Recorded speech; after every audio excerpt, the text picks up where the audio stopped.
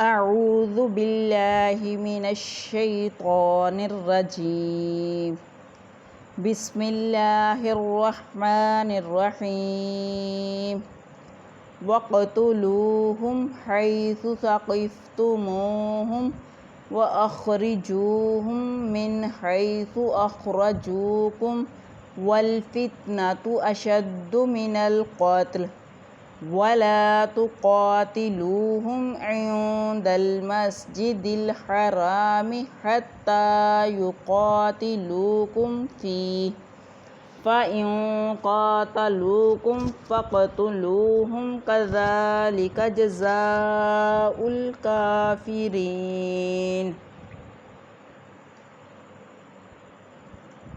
وَاقْتُلُوهُمْ قاف ساکن ہے، اس کے اوپر قلقلہ ہوگا۔ واو ساکن لام کے اوپر پیش ہے تو اس کے اوپر واو مدہ ایک الف کے برابر لمبا کریں گے۔ حیث یا ساکن ہا کے اوپر زبر یا لین نرمی سے ادا کیا جائے گا، فا کو بھی نرمی سے ادا کریں گے۔ ثقفتموہم قاف موٹا ہے، واو ساکن میم کے اوپر پیش واو مدہ، اس کو ہم ایک الف کے برابر لمبا کریں گے۔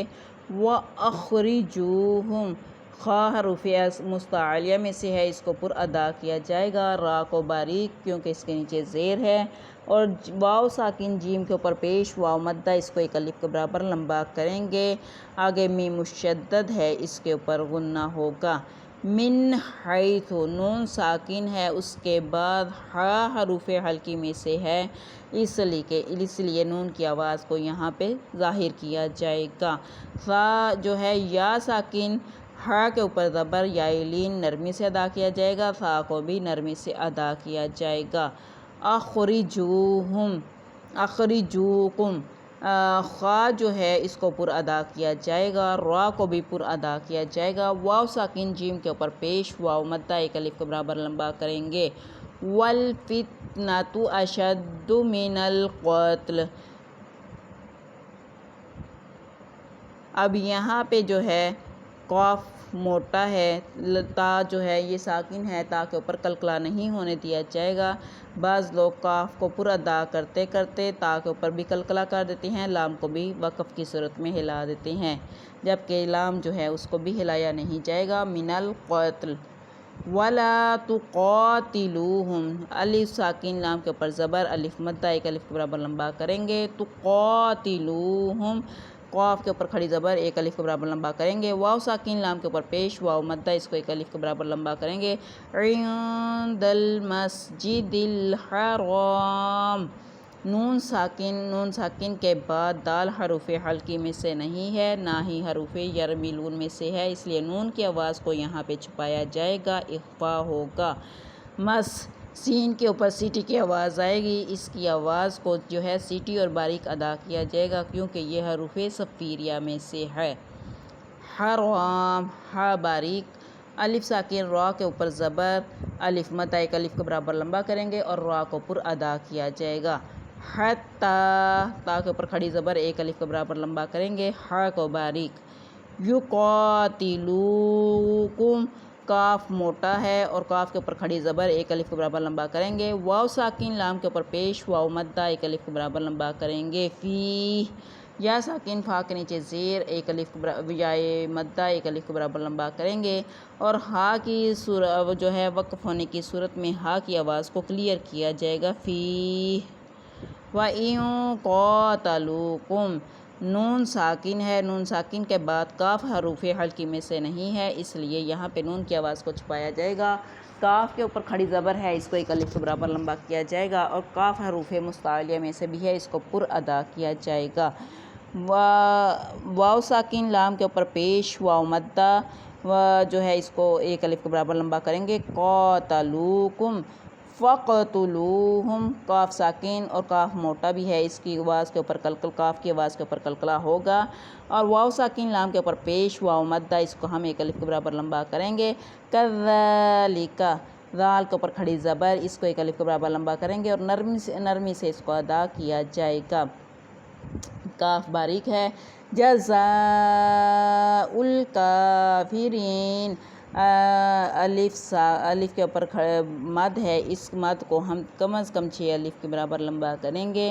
کاف باریک ہے، اس کے اوپر کھڑی زبر کافرین کی، اس کو 1 الف کے برابر ہم لمبا کریں گے۔ یا ساکن را کے نیچے زیر یا مدہ 1 الف کے برابر لمبا کریں گے، اور یا کی آواز یہاں پہ زیر ہونے کی صورت میں باریک ادا کی جائے گی۔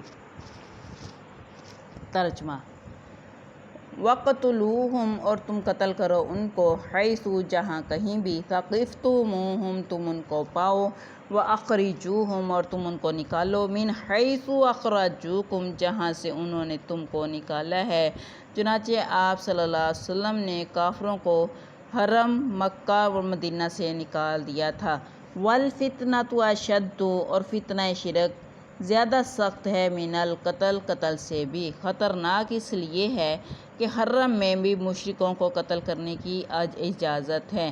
وَلَا تُقَاتِلُوهُمْ اور نہ تم لڑو ان سے، عند المسجد الحرام مسجد حرام کے پاس، حتیٰ یقاتلوکم یہاں تک کہ وہ لڑیں تم سے، فی اس میں، وَإِن قَاتَلُوکم پس اگر وہ لڑیں تم سے، فَقْتُلُوهُمْ تو تم بھی لڑائی کرو ان سے، كَذَلِكَ جَزَاءُ الْكَافِرِينَ اور اسی طرح ہے بدلہ کافروں کا۔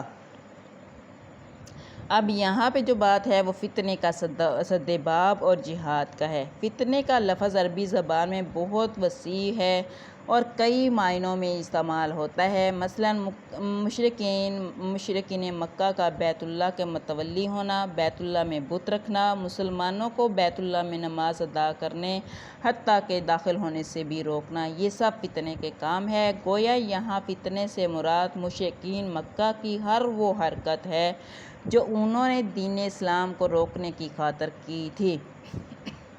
مثلاً مسلمانوں پر ظلم و ستم، جبر و استبداد، انہیں دوبارہ کفر پر مجبور کرنا، اور اگر وہ ہجرت کر جائیں تو ان کا پیچھا نہ چھوڑنا، اور بعد میں ان کے مال، ان کی جائیداد کو غصب کر لینا وغیرہ وغیرہ، یہی سب باتیں فتنے میں شامل ہیں، اور ایسی تمام باتوں کے سد باب کے لیے جہاد کرنا جو ہے وہ ضروری قرار دیا گیا ہے۔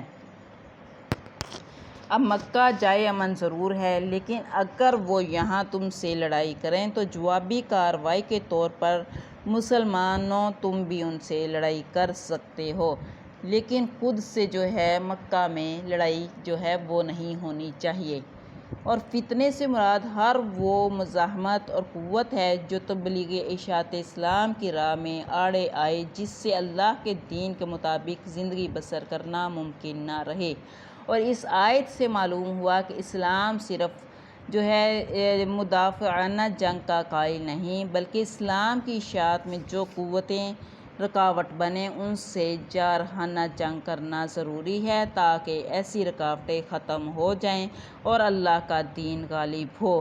البتہ جو لوگ اپنی شرارتوں سے باز آ جائیں اور جزیہ دینا قبول کر لیں، ان پر تمہیں ہاتھ نہیں اٹھانا چاہیے، اور اس کا یہ مطلب ہرگز نہیں کہ وہ اپنے عقائد یا دین یا مذہب سے مجبور ہو کر اسلام قبول کر لیں، کیونکہ اسلام قبول کرنے کے لیے کسی کو مجبور نہیں کیا جا سکتا۔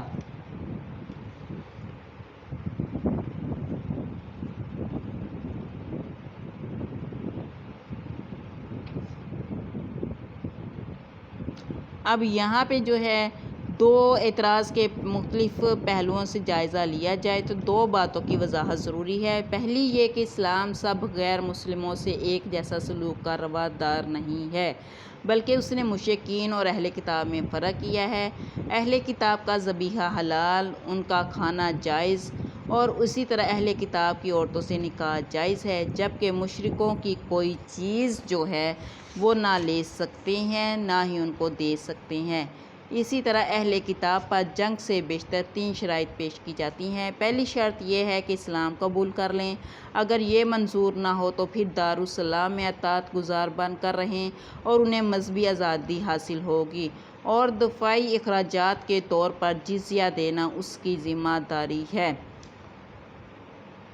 اس کی متبادل صورت اختیار کرنا ہوگی، اور اگر یہ بھی منظور نہ ہو تو پھر تیسری شرط یہ ہے کہ جنگ کے لیے تیار ہو جائیں، لیکن مشرکین کے لیے اطاعت گزار بن کر رہنے کی کم از کم حجاز میں گنجائش نہیں، اور ان پر بھی 3 شرائط پیش کی جاتی ہیں جو سورۃ توبہ میں ہیں۔